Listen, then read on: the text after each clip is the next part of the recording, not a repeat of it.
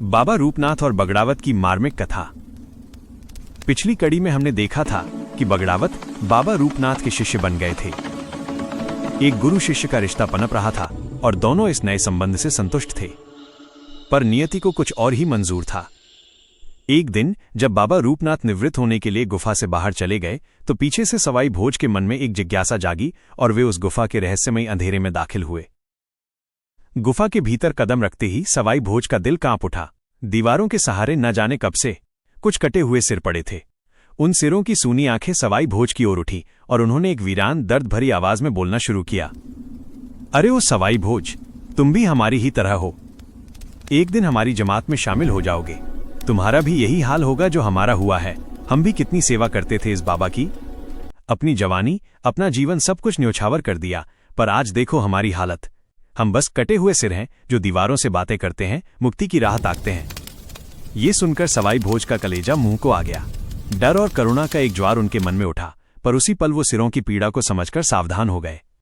अभी वे इस भयानक सत्य को पचा ही रहे थे कि बाबा रूपनाथ गुफा के द्वार पर प्रकट हुए। बाबा ने प्रेम का मुखौटा ओढ़ा और कहा, बेटा, तुम्हारी सेवा भावना से मैं बहुत प्रसन्न हूं। आज मैं तुम्हें एक ऐसी विधा सिखाऊंगा जो तुम्हारा उद्धार कर देगी। उनकी आवाज में छल था, पर सवाई भोज ने इसे अनसुना कर दिया। बाबा ने एक बड़ा लोहे का कड़ाव लाने, उसमें तेल भरकर आग लगाने को कहा। सवाई भोज ने बिना एक शब्द कहे भारी मन से ये काम किया। तेल खौलने लगा और उसकी गर्माहट के साथ ही बाबा का षड्यंत्र भी स्पष्ट हो गया।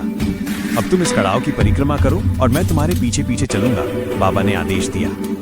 सवाई भोज आगे आगे परिक्रमा करने लगे। हर कदम पर उन्हें कटे हुए सिरों की दर्द भरी चेतावनी याद आ रही थी। बाबा पीछे से बार बार उन्हें धकेलने की कोशिश करते ताकि वे उस खौलते तेल में गिरकर जल मरे, लेकिन सवाई भोज अपनी युवावस्था की फुर्ती और सतर्कता के कारण हर बार बच निकले। उन्होंने अपने डर को छुपाया और बाबा से कुछ नहीं कहा, जैसे वो कुछ जानते ही न हो। फिर एक निर्णायक पल आया। सवाई भोज ने भोलेपन का नाटक करते हुए कहा, बाबा, अब आप आगे चलिए, मैं आपके पीछे चलता हूँ। जैसे ही मौका मिला, सवाई भोज ने अपनी पूरी शक्ति बटोरी और पुण्य की रक्षा के लिए उस क्रूर बाबा रूपनाथ को धकेलकर सीधे खौलते हुए कड़ाव में डाल दिया। बाबा रूपनाथ जी तेल की कढ़ाई में तड़पने लगे और देखते ही देखते उनका शरीर पीड़ा से मुक्त होकर शुद्ध सोने का बन गया।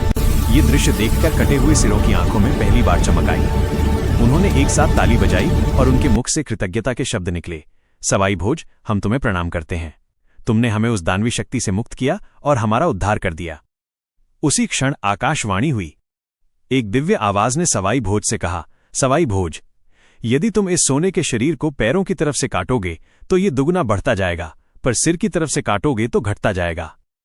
भविष्यवाणी ने उन्हें 12 साल की काया, सुरक्षा और 12 साल की माया, असीम धन का वरदान दिया।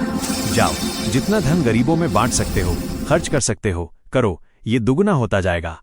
केवल धन ही नहीं, बाबा के आश्रम से उन्हें जय मंगला हाथी, सोने का खांडा, बुली घोड़ी और सूरा गाय जैसी चमत्कारी वस्तुएं मिली। जय मंगला हाथी पर बैठकर कोई युद्ध नहीं हारता था, सूरा गाय के सामने बैठकर मांगो तो सब मिलता था, और बुली घोड़ी तो हवा से बातें करती थी। ये वस्तुएं बगड़ावतों के लिए एक नया युग लेकर आईं। घर आकर सवाई भोज ने ये सब अपने भाइयों को दिखाया।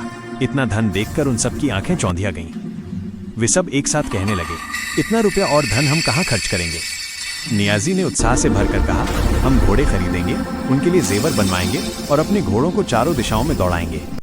जब उनके पैरों और गले में बंधे जेवरों के घुंघरू गिरेंगे तो लोग उन्हें उठाएंगे और बातें करेंगे कि इतना धन तो केवल बगड़ावतों के पास ही हो सकता है। इस तरह हमारा नाम होगा। पर मित्रों, जब माया आती है तो मनुष्य का विवेक सो जाता है। वे धन को खर्च करने की नहीं, बल्कि अपने अहंकार को संतुष्ट करने की योजना बनाने लगे। उनकी रातों की नींद हराम हो गई थी। वे बस इसी उधेड़बुन में थे कि इतने धन का क्या करें और इसे कैसे खर्च करें। सच्चा ही कहा गया है, माया मरी न मन मरा, मर गया शरीर, आशा तृष्णा न मीटी, कह गए दास कबीर। यह कथा अगले मोड़ पर क्या नया तूफान लाएगी, ये हम अगले वीडियो में जानेंगे।